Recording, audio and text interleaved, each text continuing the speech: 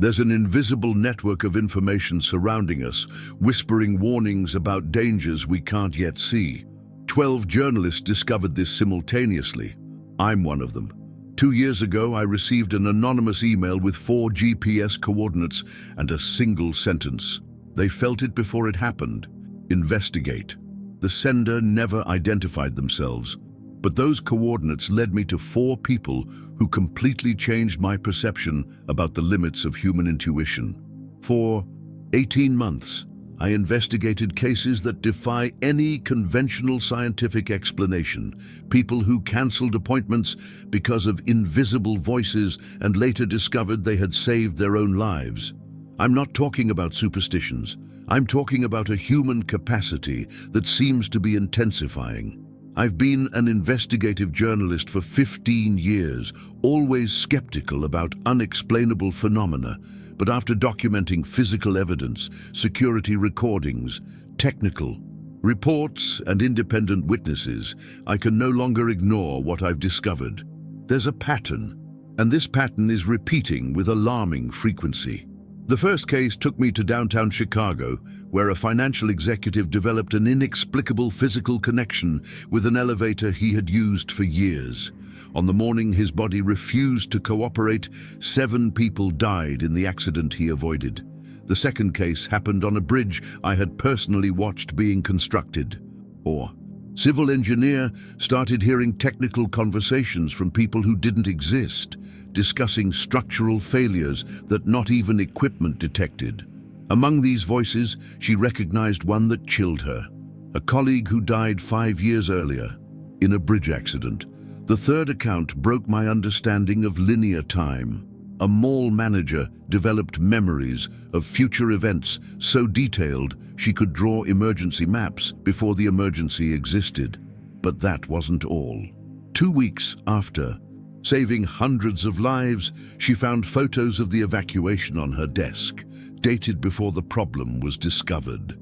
And the fourth case proved to me we're dealing with something much bigger than individual intuition. A subway technician received alerts through a language he had never seen before, statistically impossible numerical coincidences, all pointing to specific equipment developing critical failures. During this investigation, I discovered 11 other journalists scattered across the country were documenting identical phenomena. All started at the same time, all received the same type of anonymous email, all found people with capabilities that science cannot explain. But the most disturbing thing is that these cases aren't isolated. They're increasing, as if something is trying to communicate with us with growing urgency. I interviewed neuroscientists, quantum physicists, human behavior experts. I sought rational explanations for every impossible detail. But the evidence points to a reality our science cannot yet map. There's an information network circulating around us, and some people have developed the ability to access it. What I'm going to share today are 4 investigations that changed my life. Cases verified with official documents, security recordings, technical analyses, and a level of detail that defies any possibility of coincidence. Each account was confirmed by multiple independent sources. Each person agreed to have their story documented because they understood we're facing something bigger than individual experiences. At the end of this investigation, I had to accept an uncomfortable truth. Our perception goes far beyond the 5 traditional senses, and maybe it's time we pay attention to the alerts our biology insists on sending us. Because after documenting these cases, I'm certain of one thing. Something is changing in our ability to detect danger, and it might be that our survival depends on learning to listen. I'm going to tell you now about the first case that changed my perception about the limits of human intuition. What Michael revealed to me wasn't just about premonitions. It was about a physical connection that saved his life in a way you'll never forget.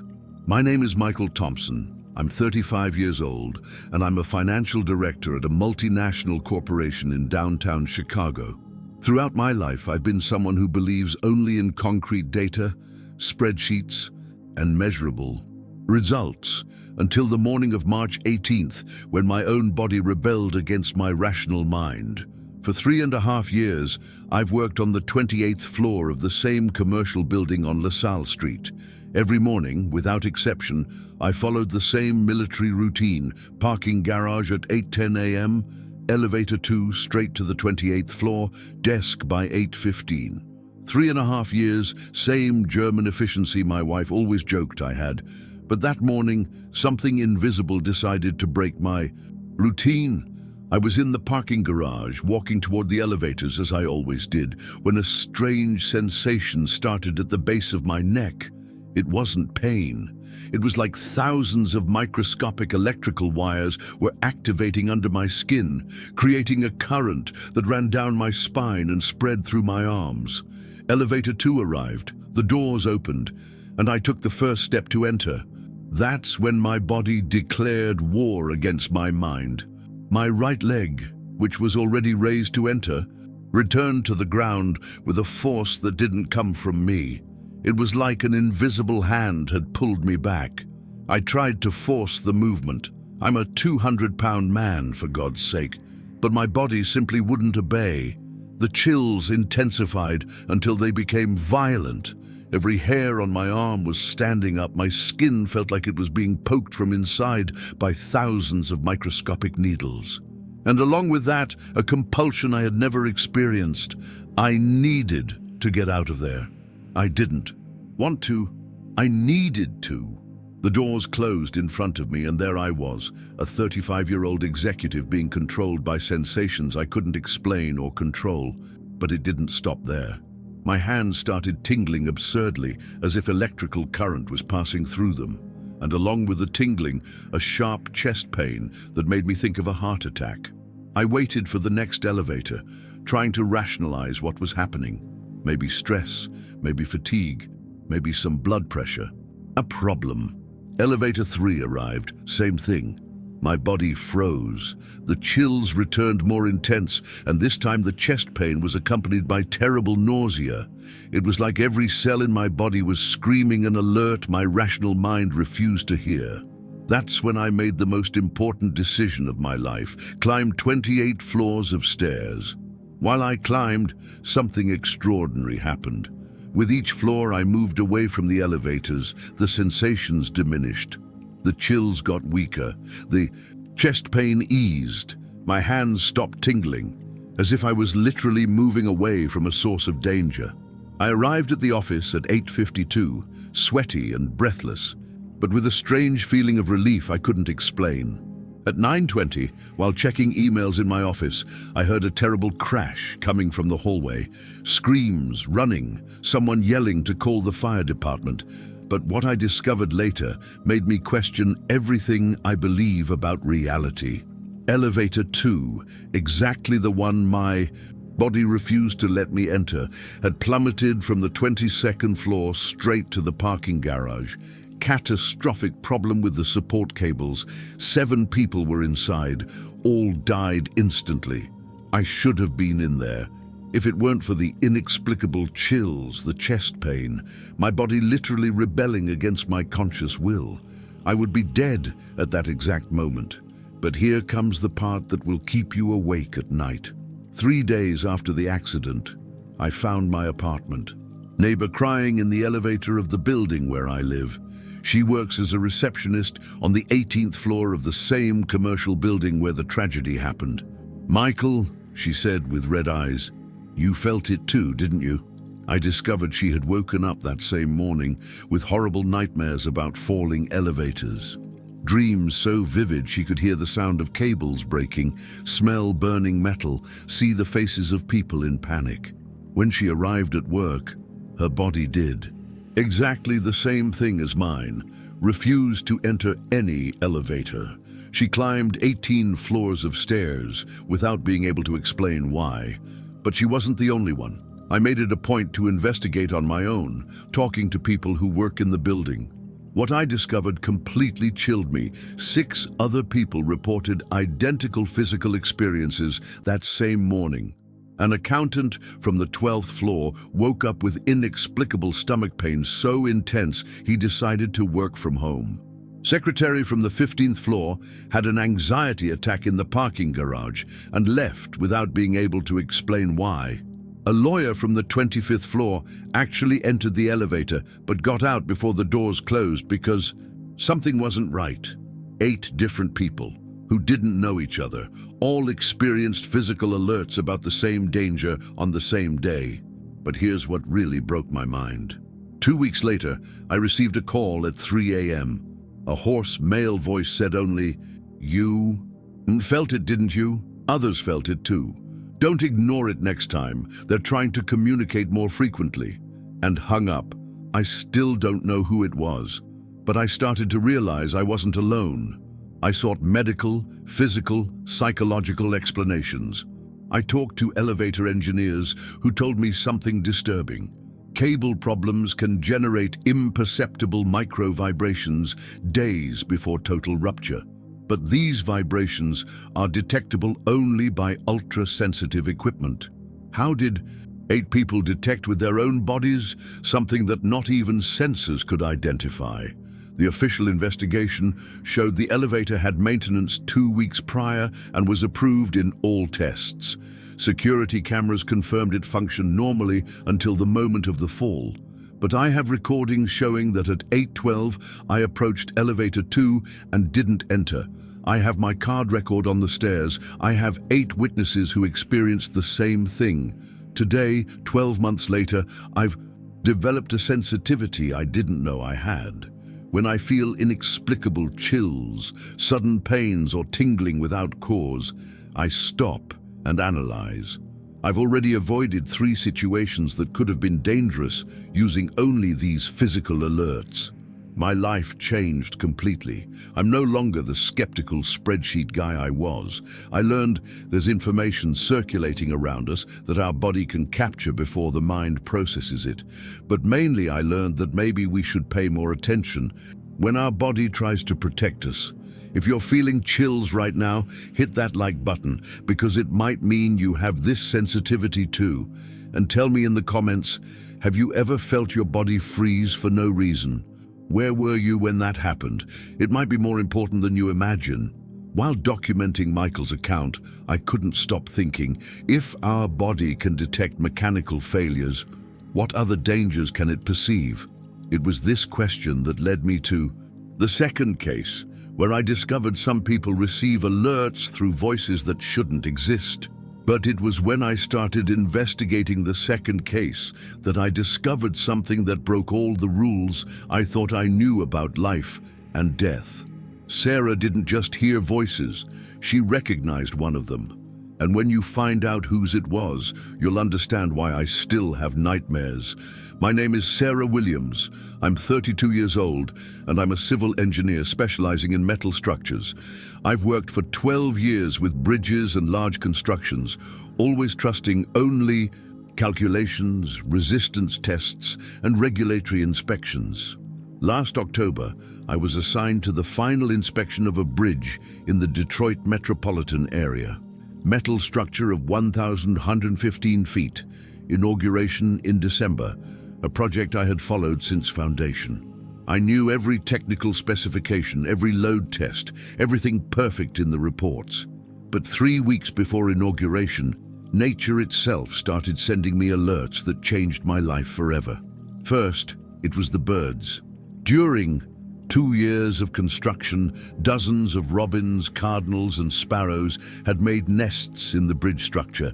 They coexisted naturally with the noise of machinery, with the movement of workers. They were part of the landscape. But on a Monday, they all disappeared. It wasn't gradual, it was instantaneous. The previous Friday they were there. On Monday there wasn't a single bird in 1,115 feet of extension, as if they had received a collective warning to evacuate immediately. And then the voices began. The first time happened on a Thursday at 2:30 p.m. I was alone on the bridge, taking thermal expansion measurements, when I clearly heard a male voice whispering in my right ear, "Sarah, check the weld on Pier 5, Section C2. Microscopic crack, 40% of structure compromised." I turned immediately. Nobody. I was completely alone on a 115-foot bridge, 82 feet high. But the voice was so specific, so technical, I decided to check. I went to Pier 5, examined visually, used ultrasound. Result apparently normal. 2 hours later, another voice, female, central span cable tension irregular, west side cable number 8, internal wear not detectable by visual inspection. Once again, I went to verify, tension apparently normal. For a week, the voices continued. Always precise specifications, always technical alerts, always when I was alone. But they weren't random whispers. They were complete technical conversations, as if invisible engineers were discussing structural problems right next to me. And then I heard something that chilled me to the bone. The following Friday, while analyzing expansion joints, I recognized one of the voices. It was from David Martinez, a civil engineer who had worked with me on 3 projects. David had died 5 years earlier in an accident. Bridge collapse that killed 23 people, including him. But the voice was unmistakable.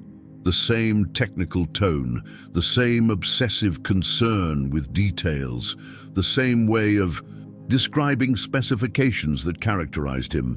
"Sarah," David's voice said clearly, "I know you're recognizing me. Don't sign today. Come back Monday morning, 7:30 a.m., and look at Pier 5 again. Use raking light, 45-degree angle. The fissure is there." I left the bridge completely terrified. David was dead. I had gone to his funeral. How was his voice giving me precise technical guidance? During the weekend, I couldn't think of anything else. On Monday morning, 7:30 sharp, I returned to Pier 5 with raking light equipment, and that's when my life changed forever. The crack was there, microscopic, invisible to the naked eye, detectable only with specific light at the exact angle David had specified. The fissure extended internally through exactly 40% of the pier structure. Within weeks, under traffic weight, the pier would enter progressive collapse.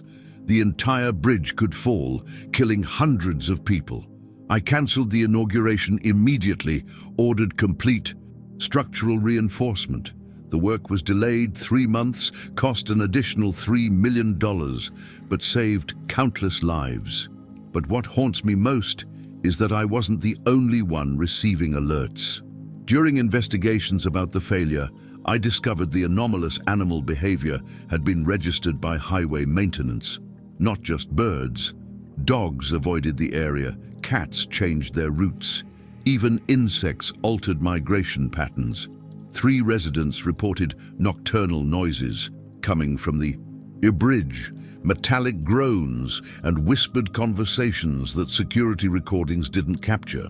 An 8-year-old child told her mother the bridge was crying and that invisible men were trying to fix it. The mother thought it was imagination, but after discovering the crack, she came to me trembling. But the most disturbing revelation came 3 weeks later. I found an envelope without a sender on my desk. Inside, there were photos of the crack in Pier 5, dated 2 weeks before. The problem was officially detected. Someone had photographed exactly what the voices told me to look for before I even looked for it. On the back of the photos, a handwritten message. David wasn't the only one. They tried to warn. Always listen. How do you explain photos of a structural failure taken before the failure was discovered? How can voices of dead people give technical guidance that saves lives? I sought answers in physics, biology, parapsychology. I discovered theories about electromagnetic fields, about information that transcends death, about connections we don't understand. Today, when I do inspections, I pay attention not only to instruments, but to voices that occasionally still guide me. I've developed a protocol that combines technical analysis with impossible alerts. I've already detected 5 structural failures using this method, saving lives and millions in repair costs. The bridge today functions perfectly, with heavy traffic and total safety. But I'll never again ignore the voices that try to protect me, Because I discovered there's an information network around us that transcends our understanding of life and death. David still visits me occasionally, always with precise technical guidance, always trying to save lives like he couldn't save his own. And now, I know I'm not crazy. I'm connected to something bigger than our science can explain. Tell me in the comments, have you ever heard voices trying to alert you about something? Have you ever felt the presence of someone who wasn't here anymore? You might also have this connection. Sarah's story made me question everything I believed about life and death, but it was investigating the third case that I discovered something even more disturbing. What if time isn't linear? What if some people can access memories of events that haven't happened yet? The third case destroyed my understanding of linear time in a way that still gives me nightmares. Jessica didn't just predict the future, she brought physical evidence of events that hadn't happened yet. And when you find out how this is possible, you'll question everything you believe about reality. My name is Jessica Davis. I'm 31 years old, and I'm operations manager of a shopping mall in Phoenix, Arizona. I've worked in retail for 8 years, always focused on reports, statistics, and measurable results, until the first week of September, when I started remembering things that hadn't happened yet. The mall where I work has 200 stores, 4 floors, 60,000 people per day, 15 years without major incidents. My routine was predictable: morning meeting at 8 a.m., corridor rounds, flow analysis, closing at 6 p.m. But in the first week of September, my perception of time began to fragment. First, they were déjà vu episodes that lasted much longer than they should. On Monday at 2:30 p.m., walking through the 3rd floor, I had an overwhelming sensation of having lived exactly that situation before. Every conversation around me, every air conditioning noise, every facial expression of people, everything too familiar. But it wasn't a vague sensation. It was a detailed memory, as if I was reliving a recording. And in my memories, that walk ended with fire alarms and people running in panic. On Tuesday, during the morning meeting, I experienced the same phenomenon. Every word from the supervisor, every joke from colleagues, I knew what they were going to say before they spoke, as if I had already participated in that meeting before. But in my memories, the meeting was interrupted by an emergency announcement about smoke on the 4th floor. During the week, episodes intensified and started coming with impossible-to-control mood changes. I'd be talking normally with a store owner when suddenly terrible anxiety would take over me. Racing heart, sweaty palms, extreme urgency sensation, as if my body knew something my mind hadn't processed yet. And then, the impossible memories began. On Thursday, checking escalators, I had a vivid memory of people running through corridors, screaming about smoke on the 4th floor. I could remember the smell of burning, panic screams, alarm noises, but there was no fire. There was no smoke. Nothing was happening. How is it possible to remember with sensory detail something that didn't happen? The most disturbing thing is that these memories came with impossible information to invent. I could remember specific conversations, names of people I didn't know, precise times, emergency procedures I didn't even know existed. On Friday, the sensations became unbearable. I woke up at 6 a.m. with physical certainty that something terrible was going to happen. It wasn't anxiety, it was knowledge, as if I had already lived that day before. During breakfast, I had a detailed memory of an evacuation at 3:47 p.m. I could see smoke coming from the duct near the food court, could hear the announcement on the sound system, could smell the specific scent of burning wiring. I arrived at work disturbed, but at 10 a.m. I made the decision that saved hundreds of lives. I ordered a complete inspection of the ventilation system. I had no justification. There were no problem reports. But I simply couldn't ignore the memories of the future. At 2:30 p.m., I received an urgent call from maintenance. Jessica, we found a critical problem in the main duct on the 4th floor. Overheated wiring, signs of imminent melting. If we hadn't checked today, we'd have had a fire in the next few hours. My blood froze. At 3:47 p.m., exactly the time I had remembered, the wiring would have combusted. But here's the part that will blow your mind. 2 days later, I found an envelope without a sender on my desk. Inside, there were photos of the emergency evacuation that never happened. People running through corridors, smoke coming from ducts, firefighters arriving. The photos were dated 1 week before the problem was discovered. Someone had photographed my memory of the future before it became a possibility. On the back, a message. Time isn't linear. You're learning to navigate between layers. Keep paying attention. How do you explain photos of events that were prevented before they happened? How did someone photograph an alternative reality that only existed in my memories? During internal investigation, I discovered 15 employees had reported strange sensations during the same week. 3 security guards mentioned children asking parents when the mall was going to catch fire. 5 store owners said their kids refused to come to the mall, claiming they didn't want to go to a sad place. A 67-year-old customer who frequents the food court daily came to me with a story that finished breaking my mind. She had dreamed about the fire all week, dreams so vivid she could draw the exact layout of where smoke would start. The path fire would follow, even specific faces of people during evacuation. When I showed the technical reports of the problem, she pointed exactly to the location indicated in the assessment, without ever having seen the system blueprints. But the scariest part came 3 weeks later. I started receiving emails from other people who had had similar memories about the mall.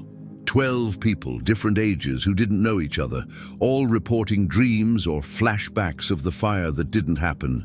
One of them attached a drawing made 3 weeks before the problem was discovered. The drawing showed exactly the evacuation I had remembered, with technical details impossible to invent. How can 12 people have collective memories of an event that was prevented before it happened? Today, 1 year later, I've developed a capacity that scares and fascinates me at the same time. When I have intense déjà vu episodes, when I remember impossible events, when my mood changes drastically for no reason, I document everything and take preventive actions. I've already prevented 4 other incidents using this strange ability. Once, it was a structural problem on an escalator that I remembered people falling from. Another was a gas leak that I remembered people fainting in the food court from. In all cases, the memories proved to be precursors of real problems that were detected and corrected before causing accidents. My perception of time changed completely. I can no longer think of the future as something that doesn't exist yet. Sometimes it already exists, and some people can access that information through mechanisms that transcend our linear understanding of reality. The mall today operates with security protocols that include intuitive analysis as part of procedures. And whenever someone reports strange dreams or impossible memories about the establishment, we investigate. Because I discovered the future sometimes visits us before it happens, and our only responsibility is learning to recognize when this is occurring. If you've ever had intense déjà vu or remembered something that hadn't happened yet, tell me in the comments with details. You might also have access to this temporal information. After documenting Jessica's future memories, I thought I'd seen all possible types of intuitive alerts. But that's when I received an anonymous call at 3 a.m. A voice said only, "If you want to understand how the universe communicates, go to the subway Monday, 3:47 p.m. Look for impossible coincidences." That's how I met Robert. And what he revealed broke my last conviction about what's possible. It was the 4th case that finally proved to me we're living in a reality much more complex than we imagine. Robert didn't just receive alerts, He discovered he was being used as a receiver in a communication network that transcends our understanding of physics and probability. My name is Robert Johnson. I'm 44 years old, and I've been an electrical systems technician for the New York subway for 19 years. I work on the Blue Line, specifically between Times Square and Herald Square. Throughout my career, I've believed only in technical manuals, safety procedures, and operational statistics, until the second week of November, when I discovered I was being used as a receiver in a communication network that defies all laws of probability. It all started on a Monday, November 14th, at 6:47 a.m. I looked at the kitchen clock, 6:47. When I arrived at the station, 7:47 on the panel. I turned on the radio. First code was 4747. I picked up my work order. Protocol ended in 4747. Initially, I thought it was coincidence, but appearances of number 47 multiplied in a statistically impossible way. Tuesday, 17 appearances. Wednesday, 23. Thursday, I stopped counting after 40. They weren't random numbers. They appeared in specific technical contexts: equipment codes, track numbering, maintenance schedules, safety protocols, as if the subway system itself was trying to communicate something to me in numerical language. And along with the numbers came overwhelming intuitions. On Thursday at 2:47 p.m., doing tunnel inspection between Times Square and Herald Square, I was seized by absolute certainty that I needed to check the electrical system of the train that would pass at 3:20 p.m. There was no technical reason. The train had been approved in all tests 3 days before. But the intuition was so intense, I used my emergency authorization to stop the train and do unscheduled inspection. I found a microscopic problem in the electrical braking system that would cause total failure within hours. A defect so specific that only detailed inspection with specialized equipment could detect it. If I hadn't stopped that train, it would have lost brakes during rush hour with more than 1,500 passengers. But the impossible coincidences were just beginning. On Friday, I woke up at 4:47 a.m. without an alarm. I arrived at work scheduled for Platform 4, Sector 7 inspection at 9:47 a.m. During verification, I found a tiny structural crack exactly where weight would be critical during rush hour. How did a sequence of numerical coincidences lead me exactly to points that needed urgent attention? During the weekend, I decided to investigate. I reviewed reports from the last 5 years and discovered something that chilled me. There had been exactly 47 accidents prevented in the system thanks to unscheduled inspections by technicians who had hunches. In half those cases, technicians reported numerical coincidences in the days before discoveries. But what really broke my mind was discovering I wasn't the only one. I talked to colleagues and discovered 6 technicians from different sectors had experienced coincidences with the same number during the same period. An operator said all delays he announced lasted 4 minutes and 7 seconds for 5 days. A ticket booth employee sold 47 tickets to Herald Square at 47-minute intervals all week. How do you explain multiple people experiencing numerical coincidences related to the same number in the same period, all leading to discoveries of critical problems? But here comes the revelation that changed everything. 3 weeks later, I received an anonymous package at my home address. Inside were detailed technical documents about all the problems I had detected through coincidences. Documents dated 6 months before the problems developed. The reports described exactly where I should look, what equipment to check, what numbers to pay attention to, as if someone knew in advance which failures would develop and was using numerical coincidences to guide me to them. At the end of the package, a handwritten letter. Robert, you've been selected as a receiver in our preventive communication network. There are 12 technicians like you scattered throughout the city's transportation system. all receiving alerts through specific numerical languages. The patterns you detect aren't coincidences. They're coordinates of future problems transmitted through information fields that transcend linear time. Keep paying attention. Lives depend on your sensitivity. How did someone know 6 months in advance where specific problems would develop? How was this knowledge being transmitted through statistically impossible numerical coincidences? I sought scientific explanations and discovered theories about electromagnetic fields in complex systems, about information that transcends temporal limitations, about communication networks operating beyond conscious perception. But the most plausible explanation came from a quantum physicist I consulted anonymously. Complex electrical systems, like the subway, can function as antennas for information fields we don't understand. If multiple people tune in to the same frequency, they can receive data about future system states through patterns we interpret as coincidences. Today, 20 months later, I accept my role as receiver in this invisible network. I've developed protocols that combine technical maintenance with numerical pattern analysis. When I notice repetitive numerical coincidences, especially related to system codes, I do extra inspections on corresponding equipment. I've already detected 19 serious problems using this method. My supervisors initially found it strange, but after so many problems detected preventively, they started requesting my technical intuition in complex cases. But the most disturbing discovery came recently.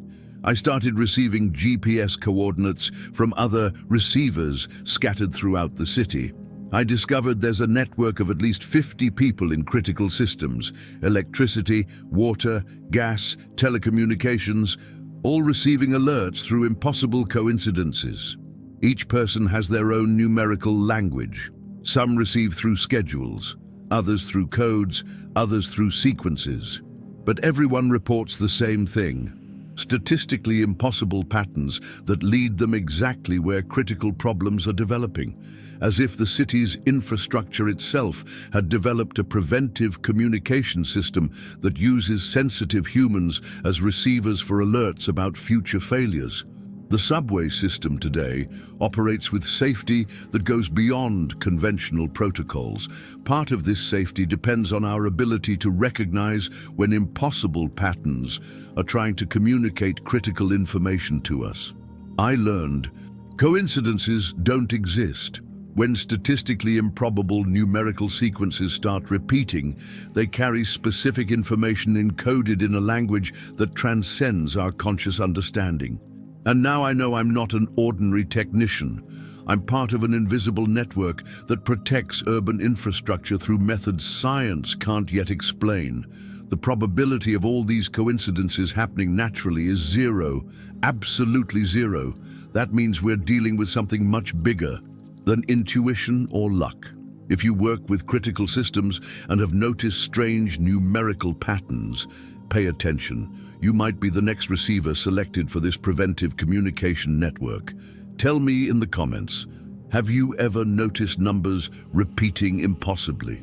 Have you ever had absolute certainty about something without logical basis? You might also be getting contacted.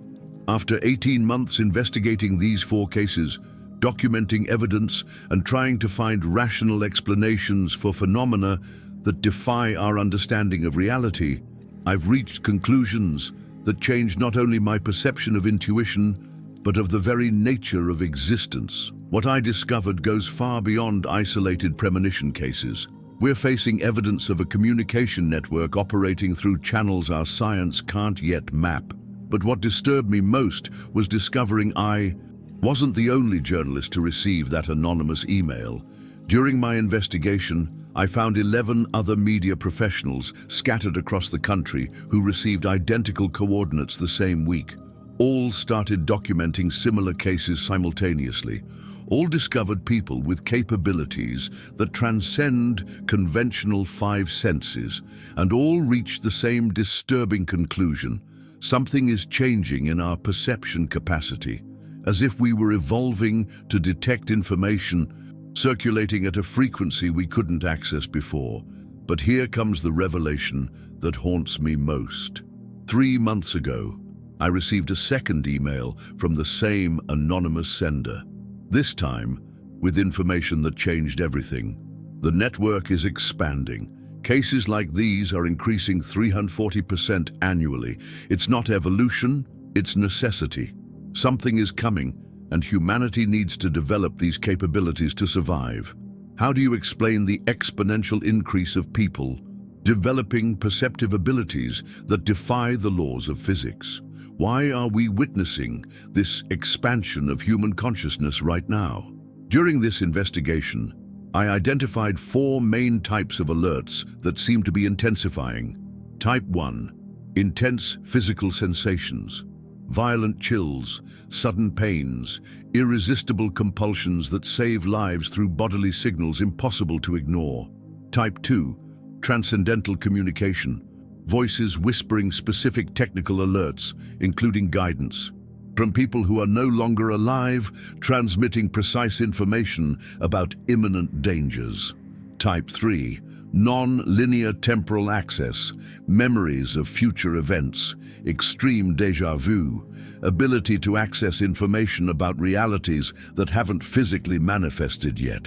Type 4, universal numerical language, statistically impossible coincidences functioning as coordinates for specific problems, transmitted through patterns that transcend chance. What impresses me most is that all these types are appearing simultaneously in people who never knew each other, in different regions, but always related to critical urban infrastructure systems, as if something is preparing humanity to detect and prevent mass failures that could cause civilizational collapses. But the most disturbing discovery came yesterday. I received a call from a NASA researcher who had read my reports through specific channels. He revealed they're documenting similar increases in anomalous perceptive capabilities in astronauts, pilots, air traffic controllers, and nuclear plant operators around the world. It's like the human species itself is developing a preventive alert system, he said, and it needs to happen fast. When I asked why the rush, he was silent for a few seconds before answering, because the data we have suggests we're going to need these capabilities very soon. The impact of this investigation on my life was transformative. I can no longer dismiss experiences that transcend conventional scientific explanations. I've developed sensitivities I didn't know I had and learned to recognize when critical information is trying to communicate with me through non-conventional channels. But mainly, I understood we might be living through a unique moment in human history, a period of consciousness expansion that could be essential for our survival as a species. During these months, I received hundreds of accounts from people who experienced similar phenomena. Teachers who sensed structural problems in schools, doctors who diagnosed diseases through impossible intuitions, parents who saved children following inexplicable hunches. Everyone reports the same thing: growing sensitivity to information circulating at a frequency we're just beginning to tune into. Tell me in the comments, which of the 4 cases impacted you most? Have you ever experienced physical sensations that made you avoid some situation? Have you ever heard voices trying to alert you? Have you ever had memories of things that didn't happen? Have you ever noticed impossible numerical coincidences that led you to important discoveries? If you've ever lived any experience that transcends conventional 5 senses, share your story with details. You might also be part of this communication network that's expanding.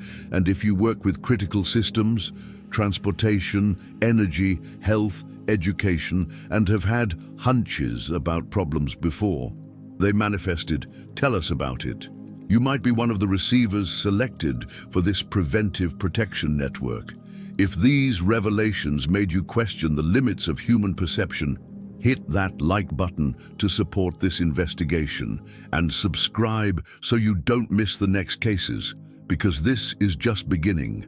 I always bring evidence that will shake your convictions about what's possible.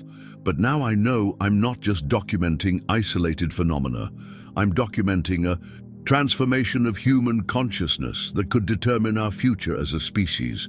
And remember, pay attention to your signals, whether inexplicable chills, whispering voices, impossible memories, or coincidences that defy all probability.